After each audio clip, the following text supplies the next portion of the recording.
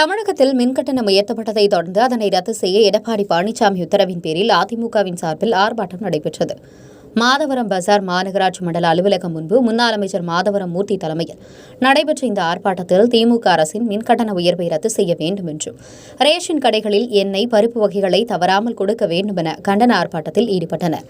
இதில் மாதவரம் பகுதி செயலாளர் வேலாயுதம், கண்ணதாசன், வழக்கறிஞர் பிரிவு மாநில துணைத் தலைவர் தமிழரசன், திருவொற்றியூர் குப்பன், அஜாக்ஸ் பரமசிவம் மற்றும் மகளிர் அணியைச் சேர்ந்த பெண்கள் என சுமார் 500க்கும் மேற்பட்டோர் ஆர்ப்பாட்டத்தில் கலந்து கொண்டு அரசிற்கு எதிராக கோஷமிட்டனர்.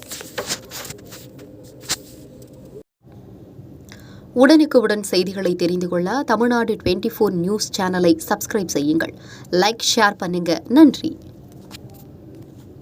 மூன்றாவது முறையாக மின்கட்டணத்தை உயர்த்திய திமுக அரசை கண்டித்து மாபெரும் கண்டன ஆர்ப்பாட்டம்.